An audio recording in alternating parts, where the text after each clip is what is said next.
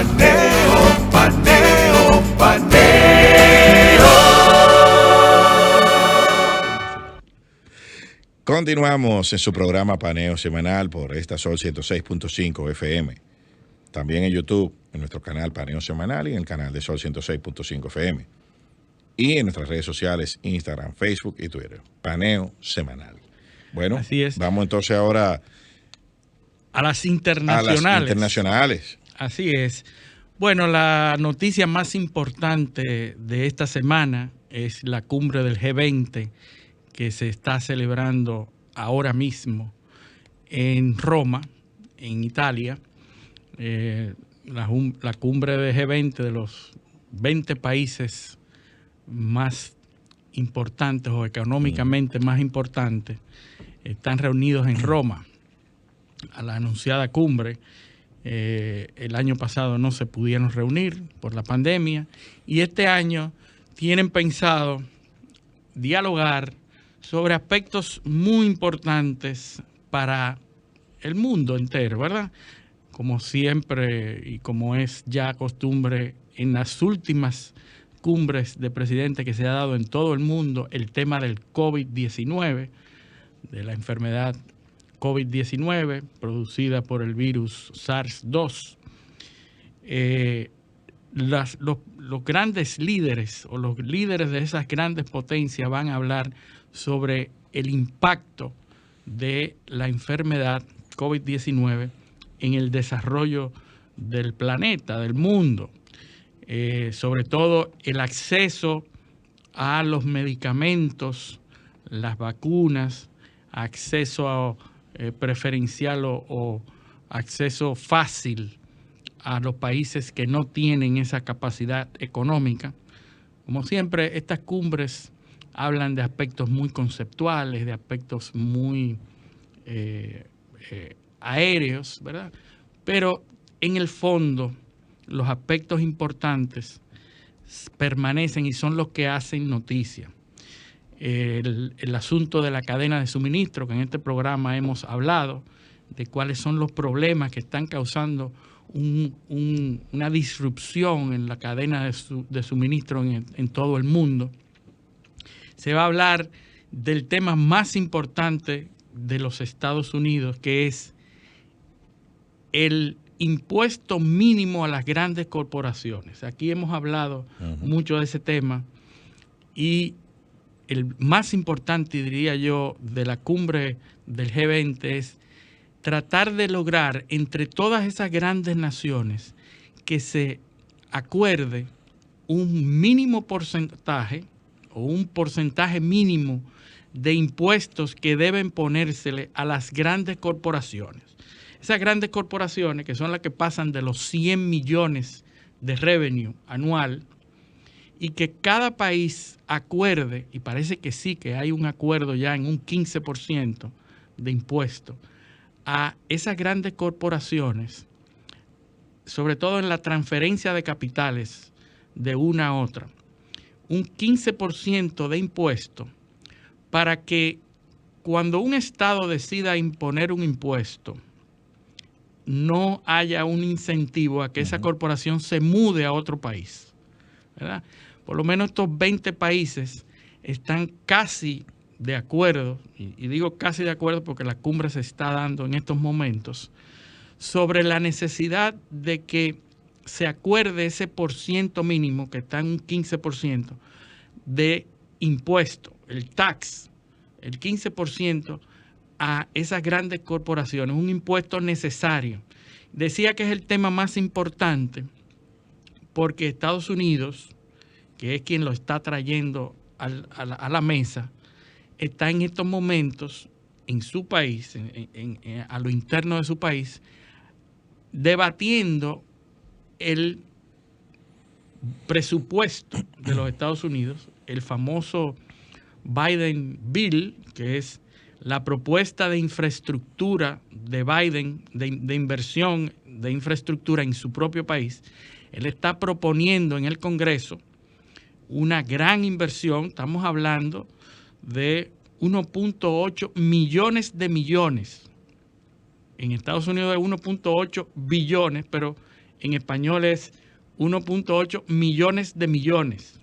Bueno, lo que pasa es que en Estados son Unidos... trillones. Exactamente. En Estados Unidos, aquí son billones, allá son trillones. Allá son ¿Por qué? trillones. Porque en Estados Unidos billón son 1.000 millones. 1.000 millones. Entonces, en español, billón es 1 millón de millones. Exactamente. Entonces, Biden está proponiendo en el Senado un presupuesto de inversiones, de infraestructura y de mejoras de 1.8 millones de dólares. Esa es la propuesta de Biden. Ahora, ¿de dónde va a salir esa inversión? Y para poder soportar esa inversión, está contando con ese famoso impuesto a los ricos, impuesto a las grandes corporaciones. Pero ese impuesto a las grandes corporaciones pudiera devenir o pudiera incentivar a que esas compañías se muden de Estados Unidos. Entonces Biden llega a la cumbre del G20 con la propuesta de que todos acuerden por lo menos un mínimo de impuesto entre todas esas grandes países para que esas compañías que van a ser tasadas o que van a ser grabadas en Estados Unidos no tengan ese incentivo de irse a otro país. Entonces, decía que una de las propuestas más importantes de la cumbre del G20 es que todos acuerden ese porcentaje mínimo de impuestos a las grandes corporaciones. Y se está hablando de impuestos no de manera anual, como se pagan los impuestos, sino hacerlo en el momento en que venden los activos, es decir, tasar la transferencia de capitales. Tasar la transferencia de capitales en el momento en que se hace esa transferencia. Lo que sucede, Luis, es que el modelo de tributación basado en la localización física ya quedó en el pasado. En la obsolescencia. Correcto. ¿Por qué? Porque eso se concibió en un mundo donde no había, donde el comercio global era inexistente. Era desconectado, por lo menos. Totalmente desconectado. Entonces cada quien decidió grabar conforme a la localización física. Ahora, ¿qué sucede? Con la globalización y la expansión del comercio internacional, eso ha quedado. Y esto tampoco va a resolver el problema. Y te voy a decir por qué. Porque, ¿cómo tú vas a determinar qué es lo que sucede? Por ejemplo, una compañía de tecnología, ¿no? Un fabricante de teléfono norteamericano, el más grande, ya todo el mundo sabe cuál es, no fabrica nada en Estados Unidos. Sí. Lo que tiene son las patentes de los sistemas operativos, de las aplicaciones, el software. Pero eso entonces los derechos de propiedad intelectual de eso están registrados en una offshore. En unos paraísos fiscales. Exactamente. Y eso es totalmente legal. Sí, sí. Entonces en Estados Unidos, ¿qué tiene? El centro de costo.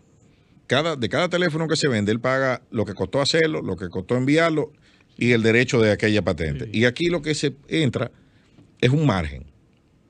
Pero en todos esos costos es una manera de trasladar el beneficio fuera del alcance. Entonces, si en Estados Unidos el impuesto es un 30, o un 35, o un 25, lo que sea, y en otra jurisdicción fuera es 15, igual no va a entrar ese dinero a Estados Unidos. Sí.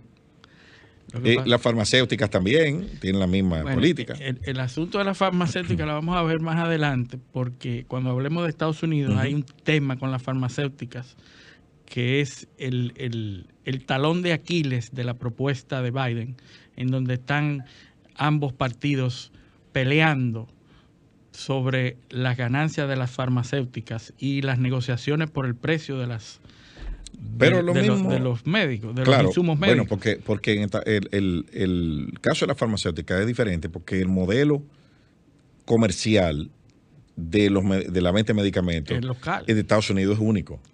O sea, en ninguna parte se venden medicamentos como se venden en Estados Unidos. Sí. Entonces, por eso ahí ellos tienen más leverage, o sea, más capacidad de manejo. Y es un tema pero volviendo al 15% del tax a las grandes compañías, que es lo que está tratándose en la cumbre del G20, el asunto es que si Estados Unidos propone un esquema de taxes a esas grandes corporaciones sobre transferencias de capitales definida, ¿verdad? Bajo un esquema, esas compañías pueden irse a otros países y hacer sus operaciones y declarar esas compañías en otros sitios. Ahora, lo que se está hablando en la cumbre G20 es que todos se pongan de acuerdo en tasar al menos ese nivel de taxes para que no pasen. Obviamente, esos esquemas no van a dar resultados, pero al inicio, cuando haya la transferencia, para que una empresa pueda hacer esos malabares fiscales de registrarse en otros países, mientras tanto se le va a cobrar ese impuesto. Es decir, ese es el reclamo, además, en los Estados Unidos, es que se tasen a los ricos. Hay un reclamo de la ciudadanía de que los ricos sean los que paguen. Ya, sí, eso es, acaba con el hambre, acaba correcto, con la pobreza. No, no, ya, por ejemplo, Elon Musk se expresó contrario, diciendo que esos impuestos pudieran acabar con todos los planes de los grandes proyectos que él tiene en carpeta, sí. y los grandes cabezas de esas empresas y corporaciones, todos se han manifestado en contra de eso, pero de alguna manera el dinero tiene que salir de algún sitio, y ese bill, esa propuesta legislativa para la construcción de una infraestructura nueva para los Estados Unidos y miles de inversiones, tiene que soportarse en más impuestos. ¿Quiénes van a pagar más impuestos? Lo que se está hablando en todo el mundo es los millonarios y los billonarios. Y grandes pensadores están hablando de que ¿quiénes van a ganar? ¿Los billonarios o los millonarios? Entonces, se habla de esa diferencia porque hay muchísimas empresas millonarias, pero hay un élite, hay una parte pequeña arriba que son los billonarios, sí, que son los que imponen sus reglas y que esos van a ganar a la postre. Sí, y el fenómeno de concentración de riqueza, que lo hemos analizado antes aquí, sobre todo en Estados Unidos. Cada vez menos tienen más. No, y sobre todo después que cuando tú haces el famoso concepto de los one percenters, sí, pero dentro de los one percenters hay un grupo minúsculo que tiene más que todo el resto. O sea, sí, es una cuestión abismal, y sobre todo en un modelo económico donde una persona en una sola generación puede acumular decenas de miles de millones de dólares, algo está mal. Sí, bueno. O sea, sí, porque es que es el modelo, es la tesis keynesiana de grabar los superávit. O sea, mira de dónde se está discutiendo eso. ¿Por qué? Porque todo superávit supone un déficit. Sí, de algún sitio está saliendo. Exactamente. Ahora, entonces, el asunto es que se crean riquezas, Eliseo. Claro, se están creando riquezas. Pero perfecto. Yo estoy de acuerdo. Yo no estoy en contra de eso. Sí. Lo que yo estoy viendo el fenómeno en sentido general. Mientras más se acumula arriba, menos llega abajo. Entonces, ¿qué es lo que ha pasado? Que en Estados Unidos, recuerda que los norteamericanos tienen su imprenta de dólares. Uh-huh. Entonces tienen la facultad de crear dinero a través de los bancos. Entonces ahí tienen décadas metiendo dinero que la economía no crea. Sí, que no están respaldados por riquezas. Exacto, es metiendo dinero para mantener la paz social y el control y la economía funcionando. Pero todo ese dinero que se ha bombeado a la economía se está yendo hacia un estrato pequeñísimo de la sociedad, y el resto lo que está comiendo y consumiendo. Así es. Porque los Estados Unidos no está haciendo nada. Su aparato industrial está prácticamente desmantelado. Sí, así es. Hay un artículo de un economista publicado en el año 2007, Barry Lynn se llama, en un medio que se llama The American Prospect, donde él decía, 2007, hace 14 años que publicó eso, donde él hablaba del cambio en el modelo industrial en Estados Unidos, con la incorporación del just in time, de tener poco inventario, y que eso respondía a la reestructuración de las industrias de Estados Unidos. Dice que las industrias cambiaron, se desmantelaron y que el sector industrial se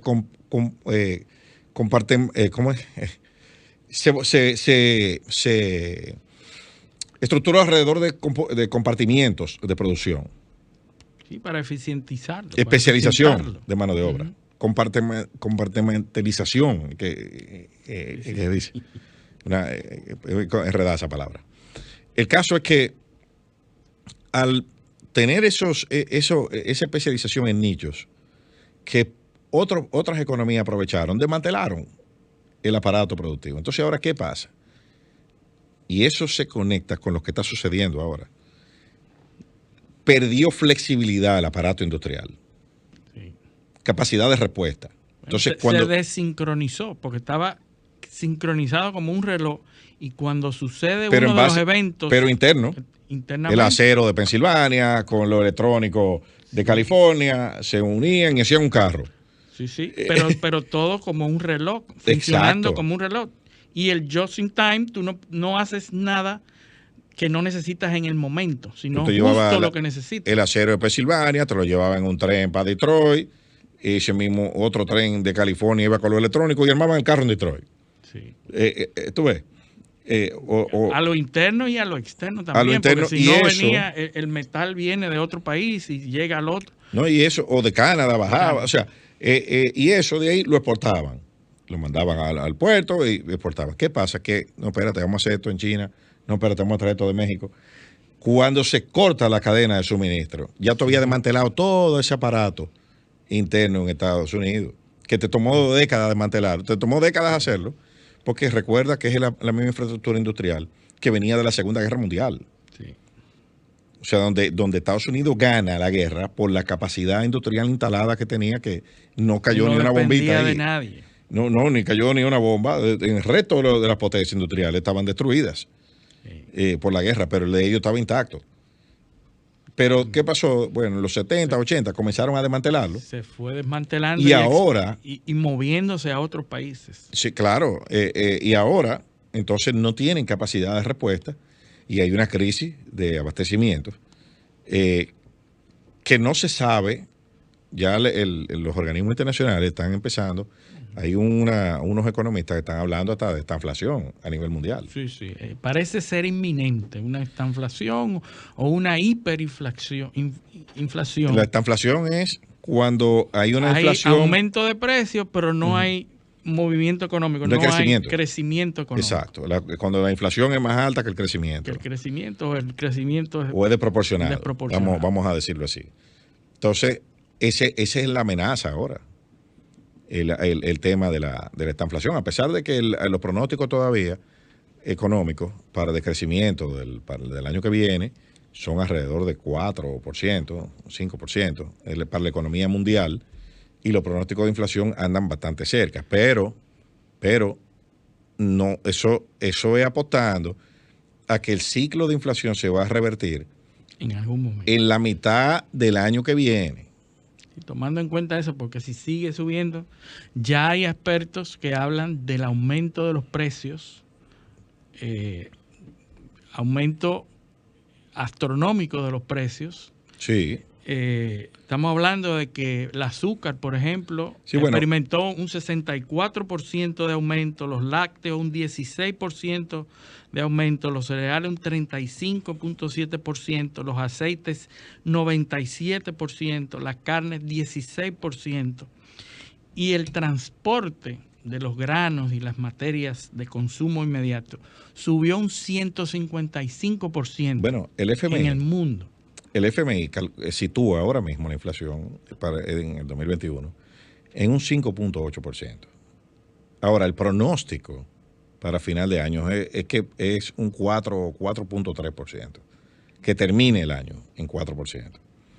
Ahora, eso es un pronóstico, pero se estamos hablando de una inflación acumulada mundial de 5.8%. O sea, eso es algo sin precedentes en la historia. Hay economías, como la economía norteamericana, donde están teniendo los ciclos de inflación más altos en los últimos 30 años. Sí. Y eso... Inflación y desabastecimiento. Es tan grande el tema que se ha tragado el aumento de los ingresos por la incorporación al casi pleno empleo que hay ahora, porque es un ciclo de expansión de empleo. Y eso se ha tragado no solo el aumento en el ingreso, sino que amenaza con reducir el poder adquisitivo de los niveles prepandémicos. O sea que ganan más, pero pueden comprar menos que lo que podían comprar antes de la pandemia. Así es. Por la dinámica que se está dando. Y eso no tiene señales de resolverse en el corto plazo. No, hay unos expertos que están hablando de situaciones apocalípticas. O sea, tú pasas vas a revistas en los grandes diarios y outlets de información, y siempre hay un experto que vaticina una de las catástrofes económicas más grandes. Hay mucha gente que está vaticinando una catástrofe económica para los próximos meses. Uno de esos fue Dorsey, que es el CEO de Twitter, que dice que la crisis económica que viene va a ser astronómica.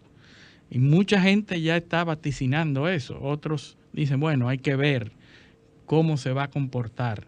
Porque si bien es cierto que estamos en un periodo en donde esa sincronización que había pre-pandemia, en donde todo estaba sincronizado para producir de una manera, al detenerse todo de golpe y porrazo, volver a recrearse esa sincronización tomará tiempo. Y lo que estamos viendo es precisamente un periodo de transición en donde se está haciendo todos los esfuerzos de que vuelva otra vez a sincronizarse ese aparato productivo que ahora es mundial, porque antes era a nivel local, pero ahora, como tú bien dices, la economía no puede funcionar de manera local. Todo, en cualquier aparato productivo local hay componentes internacionales, ¿verdad? Y lo que tú decías hace unos minutos, lo preocupante es el tema del precio de los alimentos. Sí. O sea, es un 40% en muchos rubros, en promedio. Entonces, ahora tú le sumas los incrementos de los precios del petróleo, que también son bastante considerables. O sea, tú tienes un escenario internacional bastante complejo para el año 2022. O sea que esa cumbre del G20 lo que está tratando de mejorar los ingresos de las economías fuertes, porque no solo Estados Unidos. Poniéndose de acuerdo con todos los países con grandes economías, los G20, poniéndose de acuerdo a ver cómo es que van a enfrentar, porque en todos esos países, están experimentando crisis económicas o problemas específicos. Es lo que dice Noah Harari, que dice que los desafíos hay que enfrentarlos de forma global. O sea, nosotros tenemos ahora, él menciona varios ejemplos, el tema de la salud, el tema del manejo de la inteligencia artificial. Y ahora este tema económico, o sea, y él pone ejemplos de cosas que funcionan en el mundo, como el fútbol. Sí. pero ¿por qué? Porque se han llegado a acuerdos de índole donde todo el mundo lo respeta. O sea, las reglas del fútbol son las mismas aquí en China. En todas partes. Entonces, hay puntos básicos donde las economías o los estados tendrán que llegar a puntos comunes para poder enfrentar estos desafíos que son globales.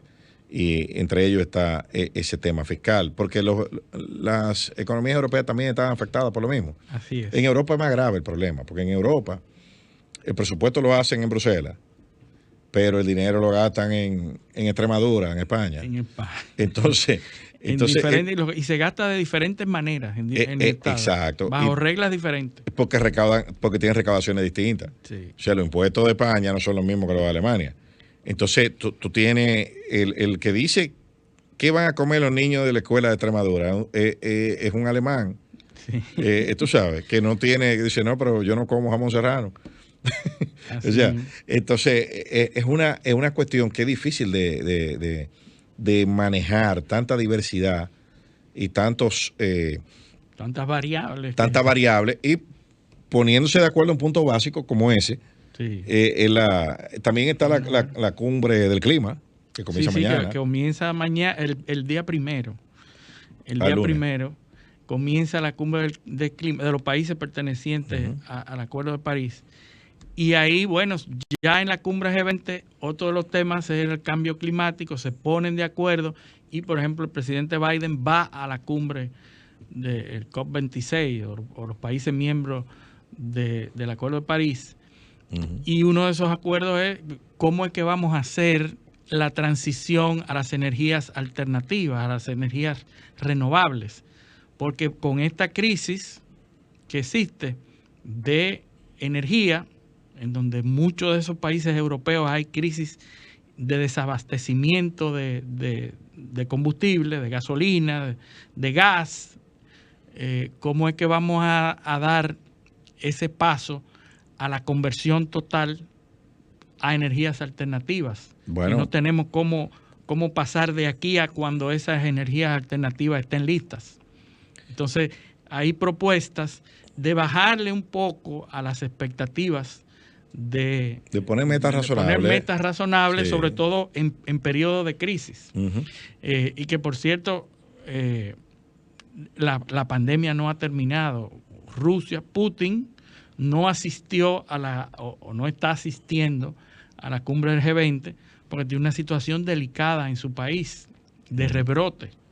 En Rusia superó el récord que hace 2 semanas había superado ya. Sí. 1.163 muertos en un día. 1.163 muertos en un día y 39.849 nuevos casos en Rusia. Putin no pudo salir de Rusia por las medidas de atención a esa crisis que tiene de rebrote de COVID. Incluso está mandando a su población a que del día 1 al 7 no vayan a trabajar. Está cerrando el país de nuevo. Y bueno, esta semana aquí Waldo Ariel Suero dijo que había que retomar las medidas de encierro. Había que tener. Bueno, eso está pasando en Rusia. No pudo asistir a la G20 y en China tampoco, porque en China también hay un problema de COVID. También hay un problema. Y a pesar de que las medidas son fuertes en China, de que de un pueblo a otro no haya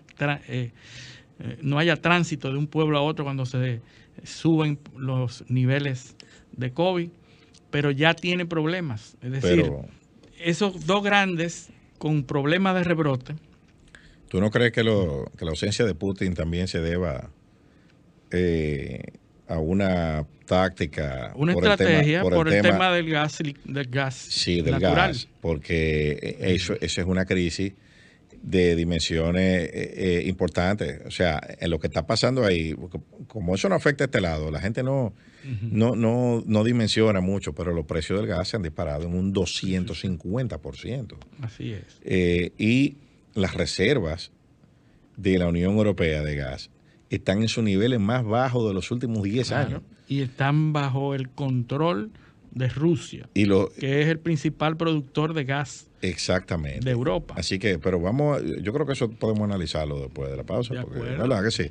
Bueno, vámonos a nuestra segunda pausa y cuando regresemos vamos a analizar este tema del gas ruso y los europeos.